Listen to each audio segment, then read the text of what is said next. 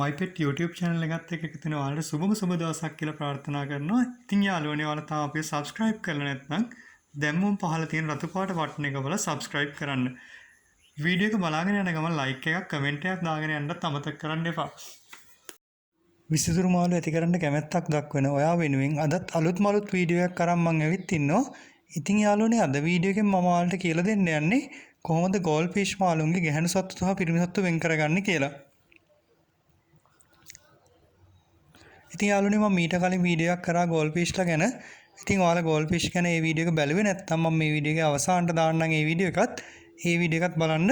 ඒකෙන් goldfishලා ගැන මම ගොඩක් දේවල් ඔයාලට කියලා තියෙනවා. ඉතින් මම මෙතනදී කියලා දෙන්න යන්නේ goldfishලාගේ ගැහැණු සත්තු සහ පිරිමි සත්තු වෙන් කර ගැනීම ගැන විතරයි. හරි. ඉතින් යාළුවනේ goldfishලාගේ ගැහැණු සත්තු පිරිමි සත්තු වෙන් කරගන්න ක්‍රම ගණනාවක් තියෙනවා. මම ඒකෙන් ඔයාලට පහසු ක්‍රම තුනක් තමයි කියලා දෙන්න යන්නේ. කියන්නේ මාළුව අල්ලන්නෙත් නැතුව අපිට පුළුවන් මෙයා ගැහැණු සත්තුද පිරිමි සත්තුද කියලා හොයාගන්න. එහෙනම් යාළුවනේ අපි බලමු මොනවද මේ ක්‍රම තුන කියලා. රයිට්. පළවෙනි ක්‍රමය තමයි යාළුවනේ මෙයාලගේ ඇඟේ හැඩය අනුව මෙයා ගැහැණු සත්තුද පිරිමි සත්තුද කියලා හොයාගන්න පුළුවන්. ඉතින් යාළුවනේ මම මෙතන මේ අරගෙන තිනවා goldfishලා තුන් දෙනෙක් ඔයාලට පේනවා ඇති. මෙතන යාළුවනේ එක ගැහැණු සතා ඉන්නේ පිරිමි සත්තු දෙන්නෙක් ඉන්නවා. මම මේ උඩින් පෙන්නන්නම් මෙයාලව. මේ බලන්න.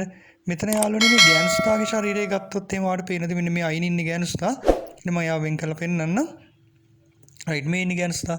රයිට් ඉතින් මෙයාගේ ශරීරය ගත්තොත් යාළුවනේ අනිත් දෙන්නට වඩා මෙයාගේ ශරීරය ටිකක් මහතෙන් වැඩි ශරීරයක් තමයි අපිට දැක ගන්න තියෙන්නේ. නමුත් පිරිමි සත්තු දෙන්නගේ ශරීරය දිහා පොඩ්ඩක් බලන්නකෝ. එයාලගේ හීනි ටිකක් දිග ශරීරයක් තමයි අපිට දැක ගන්න ලැබෙන්නේ. හොඳට මෙහෙම ලං වෙලා බැලුවොත් තමයි අපිට මේ වෙනස්කම හොයාගන්න ලැබෙන්නේ. මේක පැත්තෙන් බැලුවට ගොඩක් දුරට අපිට හොයාගන්න අපහසුයි යාළුවනේ. මේ මුඩින් බැලුවොත් තමයි ගොඩක් දුරට මේ වෙනස්කම අපිට හොඳට පැහැදිලිව දැක ගන්න ලැබෙන්නේ. එන එක ක්‍රමයකට අපි ගැහැණු සත්තුද පිරිමි සත්තුද කියලා බලන විදිහ හොයාගත්තා. ගැහැණු සතාගේ ශරීරය දිහා බලලා එයාගේ ශරීරය ටිකක් ගෝලාකාර හැඩයක් ගන්නවා නම් එයා ගැහැණු සතෙක්. ඒ වගේම දිගට ශරීරයක් තියෙනවා නම් එයා පිරිමි සතෙක් විදිහට අපිට වෙන් කරගන්න පුළුවන්. හරි. යාළුවනේ නේ අපි යන් දෙවෙනි ක්‍රමය මොකක්ද කියලා බලන්න. ඉතින් යාළුවනේ ඔයාලට පේනදී මම මෙතන මේ පෙන්නනවා මේක වරල් දෙකක්. මේ ඉස්සරහට වෙන්න මේ තියෙන වරල් දෙක පොඩ්ඩක් බලන්න යාළුවනේ. මෙන්න මෙතන මම ෆොටෝ එක පෙන්නනවා. මෙන්න මේ වරල් දෙක.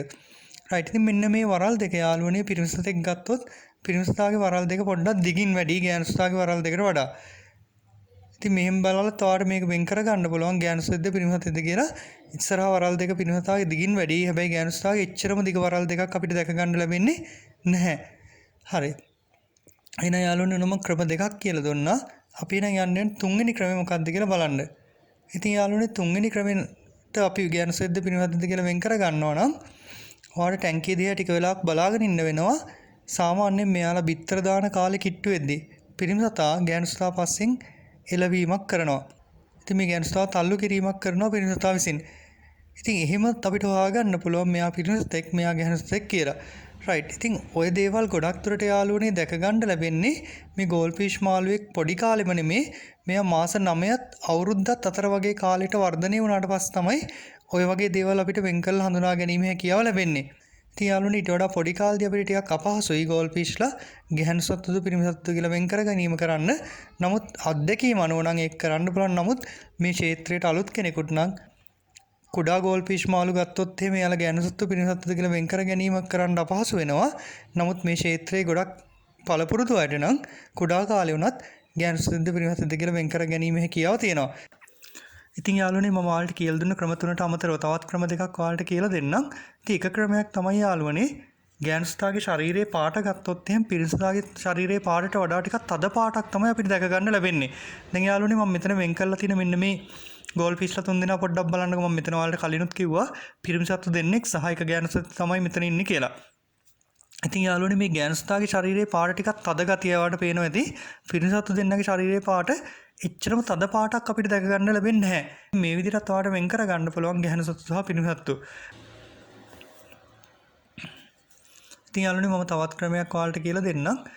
මේ පිරිමි සතා සාමාන්‍යයෙන් මාස 9 පහ වුණාට පස්සේ කියන්නේ මාස 9ත් අවුරුද්දකට වඩා වැඩි කාලයක් ගත වුණාට පස්සේ පිරිමි සතාගේ ඇහැට පොඩ්ඩක් පිටිපස්සට වෙන්න සුදු පාට පුල්ලි ටිකක් අපිට දැක ගන්න ලැබෙනවා. ගොඩක් කුඩා ප්‍රමාණ තිත් ටිකක් තමයි මේක. මගේ මෙතන ඉන්න goldfishලා ගැන යාළුවනේ එහෙම දැක ගන්න ලැබෙන්නේ නැහැ. මොකද හේතුව මෙයාලා ගොඩක් වර්ධනය වෙලා නැහැ තාම. ඒක නිසා යාළුවනේ හොඳින්ම වර්ධනය වෙච්ච goldfishලාගේ එහෙම පොඩි තිත් ටිකක් අපිට දැක ගන්න ලැබෙනවා. හැබැයි ගොඩක් අපි ලං වෙලා බැලුවොත් තමයි මේක දැක ගන්න ලැබෙන්නේ. ඉතින් එහෙමත් අපිට හොයා ගන්න පුළුවන් එයා පිරිමි සතෙක්ද ගැහැණු සතෙක්ද කියලා. ගැහැණු සතාගේ එහෙම අපිට සුදු පාට තිත් දැක ගන්න ලැබෙන්නේ නැහැ. නමුත් පිරිසාගේ තමයි මේ වගේ අපිට දැක ගන්න ලැබෙන්නේ. හොඳයි යාළුවනේ මම හිතනවා මේ වීඩියෝ එකෙන් ඔයා ප්‍රයෝජනවත් දෙයක් ඉගෙන ගන්න ඇති කියලා. ඉතින් මේ වගේම අලුත් වීඩියෝ එකක් අරන් එනකම් මම අදට මෙතනින් නතර වෙන්නම්.